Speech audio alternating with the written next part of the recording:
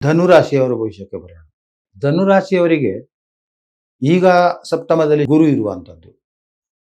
ವಿವಾಹಾದಿ ಮಂಗಲ ಕಾರ್ಯಗಳನ್ನು ಅದಕ್ಕೆ ಸಮಯ ಕೂಡಿ ಬಂದಿದ್ದಿದ್ರೆ, ಅದಕ್ಕೆ ಅರ್ಹತೆ ಇದ್ದರೆ ಅದೆಲ್ಲ ಆಗುವಂಥದ್ದು.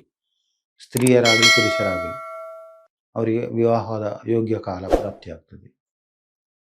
ಇನ್ನು ಸಪ್ತಮ ಸ್ಥಾನದಲ್ಲಿ ಇದ್ದುಕೊಂಡು ನೋಡುವಂಥದ್ದು ಏಕಾದಶ ಸ್ಥಾನವನ್ನು.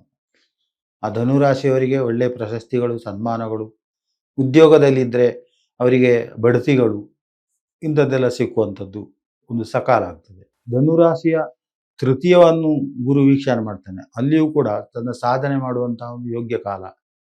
ಸಹೋದರರ ವಿಚಾರದಲ್ಲಿ, ಮಿತ್ರರ ವಿಚಾರದಲ್ಲಿ ಏನಾದರೂ ನಿಷ್ಠುರಗಳು ಬಂದಿದ್ದಿದ್ರೆ ಅದೆಲ್ಲ ಸರಿಯಾಗಲಿಕ್ಕೆ ಒಂದು ಯೋಗ್ಯ ಕಾಲ ಆಗ್ತದೆ.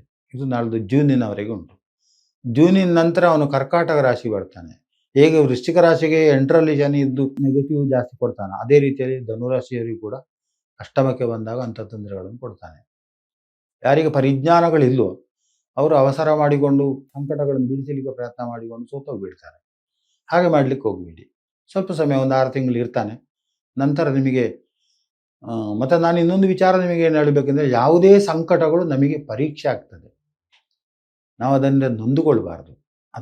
ಅದರಿಂದ ಪಾಸ್ ಆಗಲಿಕ್ಕೆ ಪ್ರಯತ್ನ ಮಾಡಬೇಕು, ಯಶಸ್ವಿಗೆ ಪ್ರಯತ್ನ ಮಾಡಬೇಕು.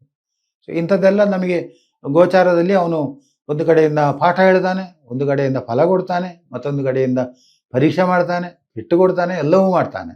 ಎಲ್ಲವೂ ಕೂಡ ನಮ್ಮ ಒಳಿತಿಗಾಗಿ ಅಂತೇಳಿ ನಾವು ತಿಳ್ಕೊಳ್ಬೇಕು.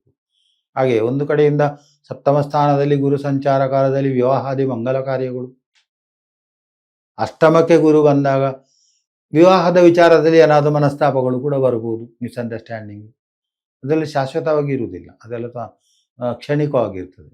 ಮತ್ತು ಅಂಡರ್ಸ್ಟ್ಯಾಂಡಿಂಗ್ ಬರ್ತದೆ. ಬಂದಾಗ ನಾವೇನಾದರೂ ಅದಕ್ಕೆ ಮೊದಲು ತಗೊಂಡ ನಿರ್ಧಾರಗಳು ತಪ್ಪಾಗಿದ್ದಿದ್ರೆ ನೊಂದುಕೊಳ್ಬೇಕಾಗ್ತದೆ. ಈ ಕರ್ಕಾಟಕ ರಾಶಿಗೆ ಬಂದಾಗ ಈ ರೀತಿಯ ಫಲಗಳು. ಇನ್ನೊಂದು, ಅವನು ವ್ಯಯಸ್ಥಾನವನ್ನು ನೋಡ್ತಾನೆ, ವಿಪರೀತ ಹಣ ಖರ್ಚಾಗ್ತದೆ. ಮಕ್ಕಳ ವಿದ್ಯಾಭ್ಯಾಸಕ್ಕಾಗಿ ಖರ್ಚಾಗ್ತದೆ, ವಿದೇಶಕ್ಕೆ ಕಳಿಸುವಂಥದ್ದು, ವಿದ್ಯೆಗೆ ಕಳಿಸುವಂಥದ್ದು, ಇಂಥದ್ದೆಲ್ಲ.